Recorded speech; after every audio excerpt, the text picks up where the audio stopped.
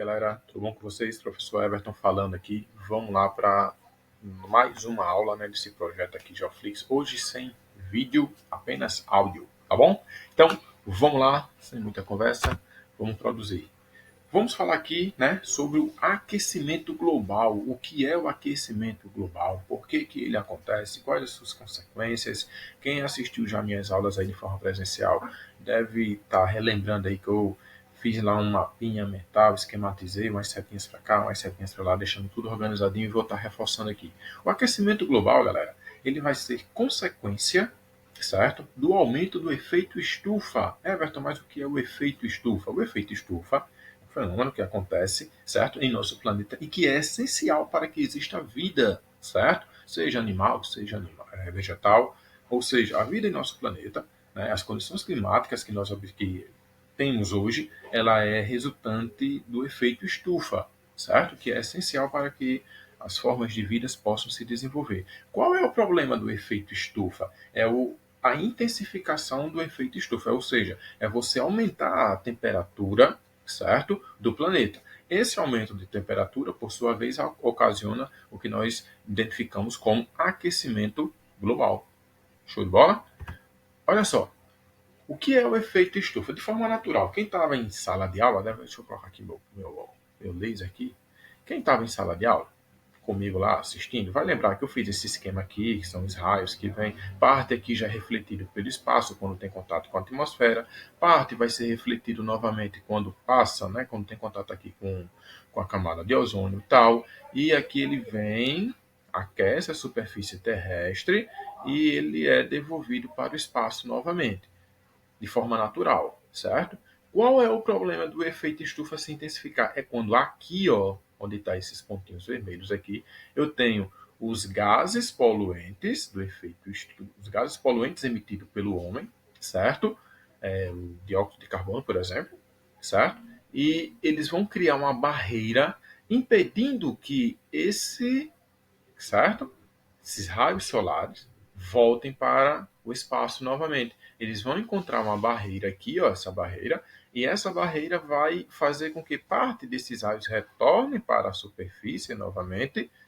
Eles vão querer voltar, vão voltar novamente, e assim nessa região eu vou poder observar, né, o aumento da temperatura, intensificando assim o aquecimento global. Como vocês podem ver aqui, ó, nós vamos ter aqui, né, toda a explanação. Não vou ler porque você está assistindo isso aqui, você consegue ler de boa, sossegado, e automaticamente em cima da minha explicação você vai conseguir compreender que o processo natural seria esse que está em amarelo, beleza? Esse aqui, ó, pá, desceu aqui, foi absorvido, voltou para o espaço. A partir do momento que ele tenta voltar para o espaço e não consegue, ele retorna para a Terra novamente. Aqui eu tenho a intensificação do efeito estufa, automaticamente eu tenho um aumento da temperatura, automaticamente eu vou ter problemas ambientais no futuro. Show de bola? Isso se intensificou de forma mais intensa em nosso planeta, né, após o processo de industrialização ali no século XVIII, certo? Do século XVIII até os dias atuais, esse processo, essa intensificação do aumento do efeito estufa, ele só veio aumentando. Tranquilaço, show de bola. Isso, por sua vez, vai ocasionar o quê? Consequências. Aqui eu estou listando apenas duas, mas existem várias outras consequências que nós podemos abordar, como por exemplo, o aumento do nível dos oceanos. Porque o que acontece? As calotas polares tendem a derreterem.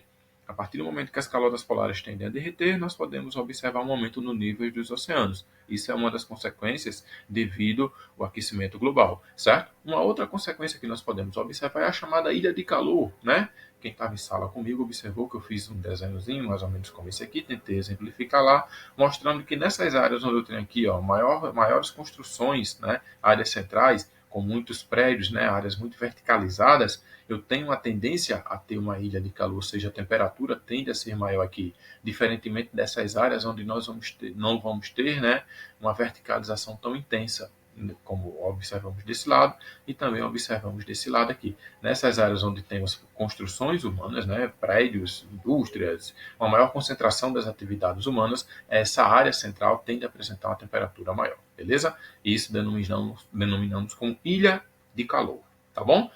Esse outro tipo de exemplo aqui eu trouxe também, né, na aula, na sala de aula, e falei que eram as chuvas ácidas, né, que vão acontecer devido à grande concentração de gases poluentes na atmosfera, que vão se misturar com a umidade que vai estar lá resultante da evaporação, que vão precipitar, e no momento que eu tenho essa precipitação, podem acontecer essas chuvas ácidas, lembrando que essas chuvas ácidas são comuns em grandes centros urbanos, tá bom? Os grandes centros urbanos é onde nós vamos poder observar estas chuvas ácidas. Tranquilaço? Uma outra consequência que não está listada aqui é a inversão térmica, tá bom? Quando não há essa transição, quando o ar quente ele tende a subir e o ar frio tende a descer, e vice-versa, quando o ar frio tende a sumir, dando espaço a esse ar quente, né? Ou seja, quando esse processo não acontece, motivado geralmente pela grande quantidade de poluição existente também nos grandes centros urbanos, tá bom? Todas essas consequências que eu estou trazendo aqui, né? A ilha de calor, chuvas ácidas, inversão térmica, isso é comum nos grandes centros urbanos. Show de bola? Deu para entender aí, pessoal? Indo adiante, finalizamos aqui. Essa foi uma aula bem mais curta, né? Explicação bem mais prática, objetiva. Tranquilaço, espero ter sido claro aqui nas minhas explicações e até a nossa próxima aula. Valeu, boa prova e até mais.